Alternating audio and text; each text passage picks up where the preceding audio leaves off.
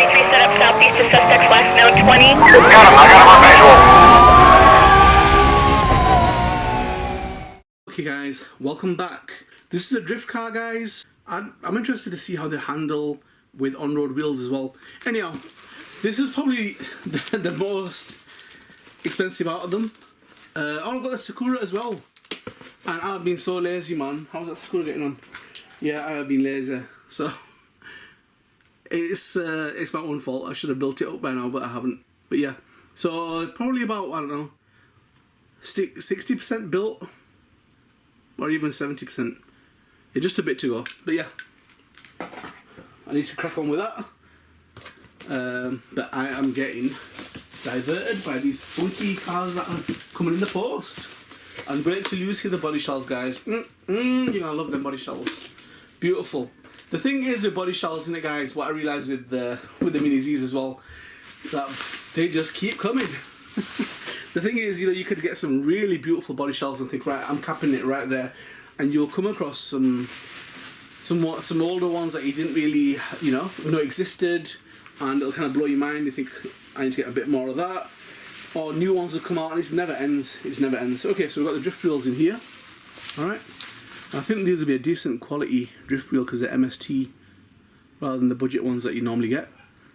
So I'm going to use them indoors, not out. I've got them nasty ones for outdoors. Alright, so, but I will be changing out the actual drift wheel. Oh, they got some weight to them, you know, them wheels. Wow. Drift wheels are normally light, that's alright, that. Not a fan, deep dish all the way, baby. So they'll be getting changed out. And that'll give me an excuse to try that out and let you guys know. I think it'll be a decent drift tyre changer.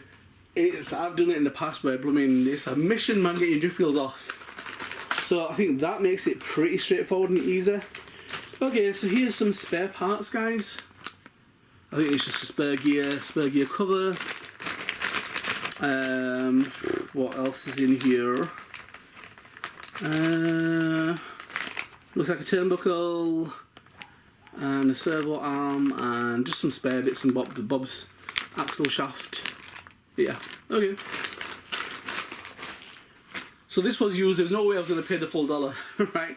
But I did one, you can buy the kit form, and that's coming in at £180, right? But I wanted to actually try the electrics of this car. So, I'm actually going to do a video about these types of body shells, yeah, because I've got the similar equivalents in Mini Zs, and it'd be funky to put them side by side. Oh, cool, could put lights in there. Awesome. Loving it. You're going to see that on the display stand, guys, so don't worry. I'll find some wheels to match. That's nice, man. I don't know, man, these S15s are growing on me.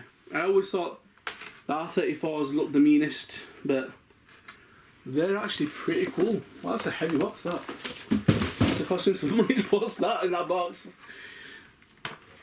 Let's have a look. Don't worry, you're going to see it on the stand, guys, alright? But yeah, I've got the Super Copper Mix in 1/28 scale, and it's funky. The one thing I never liked about it, though, is that rear wing needs to be jacked up. It needs to be hitting the sky, man. So it was a little bit modest, in my opinion. I would have liked the GT wing, and I probably will change that out. I put a big wing on it. So the body shells in decent condition. I think there's a little bit of scraping on the front, and I might even just wrap that myself. So we'll see. But that's a funky body shell. Oh, light kit! Yay! Saves me money. Right. So why other? Okay. The Sakura has magnetic body posts, but this one doesn't. So okay, will that fit? I would love it if they fit onto other cars. You know, love it. Right. This is the reason why I got it. Now this is a proper rear wheel drifter, right? I mean, rear wheel drifting's pretty cool, guys, but I don't know, man. I mean, that's the real drifting, right? What we're doing is power sliding with all-wheel drive cars, but that's the real drifting. But in action vids, when you're doing rear wheel drive, it's just too slow for an action vid. I don't know what you guys think, but in my personal opinion, the way the cars move in a straight line is just really slow. I know they're not really for straight lines, but you know, it's just too slow. You're really the benefit of having an all-wheel drive car is that you can put your foot down when you need to, and then throw it out a little bit. Obviously, the drifting action is better on them, but the power sliding is still cool. It still looks alright.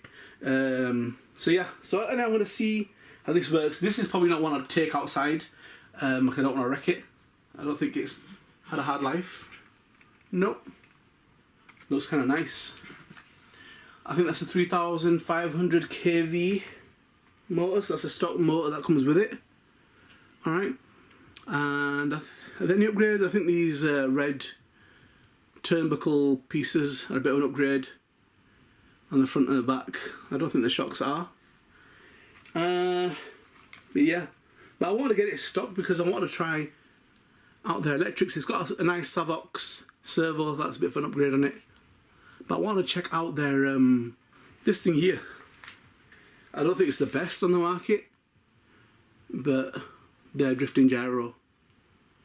So I'm building that Sakura, but this is probably the most upmarket I've got, and it's got a splitter on the back. I don't think that comes stock either. I don't think so. But that should be a pretty interesting little baby to look at, and this will be getting used in many other places. You wait till you see some of these body shells, guys. Beauties, man. Beauties. I'm not just saying it. There's some one-of-a-kind ones, and there's some super rare ones as well. I love super rare body shells. Okay, so get tuned, stay tuned, get subscribed, notified. Get ready, guys. This is the route to the fruit.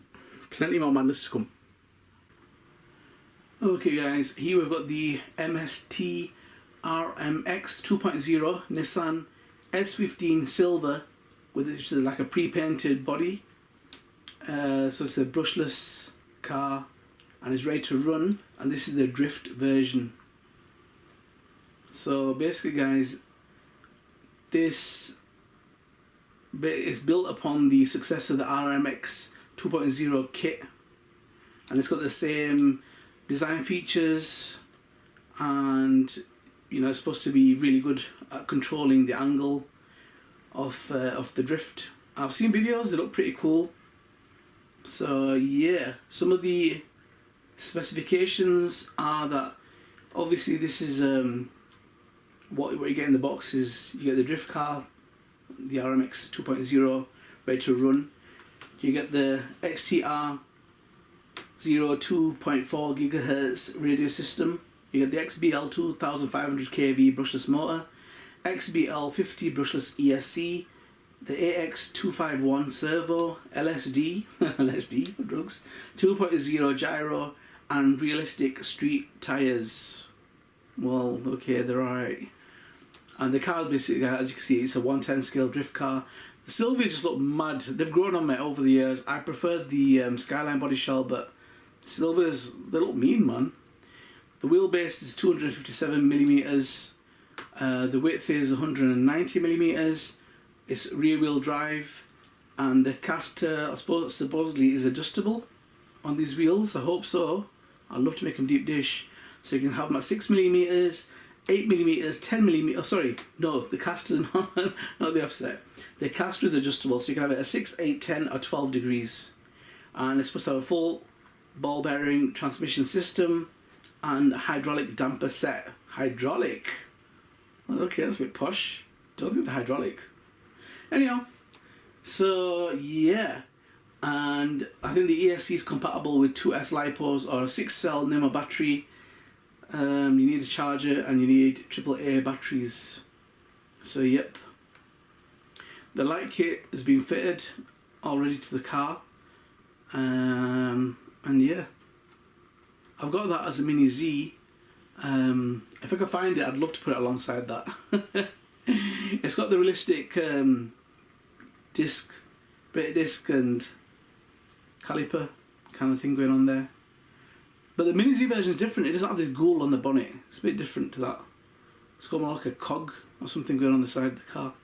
I don't know. Anyhow, let's take the shell off and have a look inside. So what are the features? So you've got two options to install your motor. The upper one, as we can see, and there's a lower one that I believe hangs on the back of the car. And your servo, you can install it. Two options. You've got the vertical or lateral, which is like horizontal. That's horizontal there. It's got plastic high rigidity construction, unique front suspension system for great steering. Yeah, that needs to be. The springs are really high. The front end's a bit too high and needs to be dropped down a bit. And the adjustable steering system with 2-step Ackerman changes. You got a 6-degree KPI steering upright and 0.5 towing distance axle design. That doesn't mean nothing to me. Inside rod fulcrum mount at the front upper arm features 10-step height adjustment and both side positions. Okay, so that's obviously to affect the drifting of the car.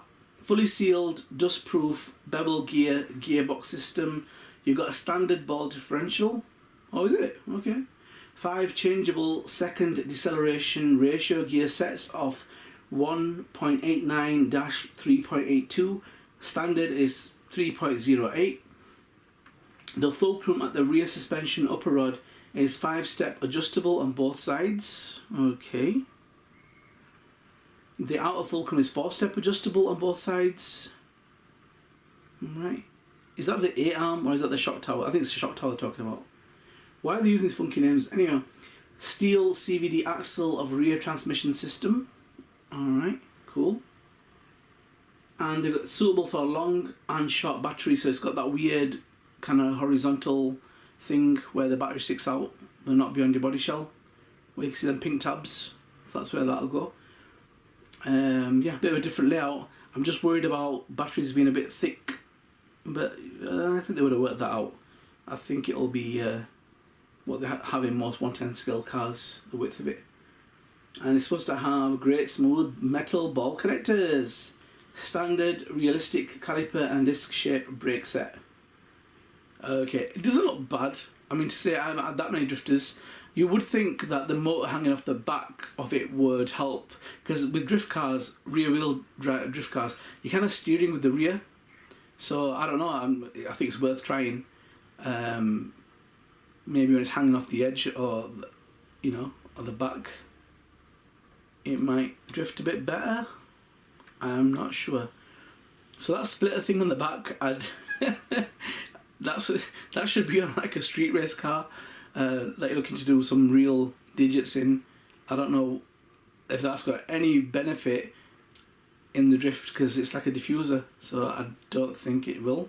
But anyhow, I hope the shock towers, I mean the body posts are in the same place as Tamiya ones. It just makes it easy swapping bodies out. It'd be so cool to have different bodies on there rather than be stuck with the one. And can you load the front shock to the body post? No, I don't think you can. I just don't like body posts sticking out, guys. It annoys me, man. It just kills realism. Some of these cars could look so real, man. You could pull it off. You know, 1/8 scale, I've done vids. Mini Z's, done vids, yeah. The benefit of these is the background's all real. I don't have to create a background. So they could, in theory, be spot on. The 1/8 scale chase that I did, I had it going up, like in a car park, and the way it kind of dipped, it just looked so real. It looked really amazing. So, this won't be doing anything outside. I don't think it's a real drifter for the outside. More of an inside track drifter. So yeah, they're not cheap, and they're not the most expensive.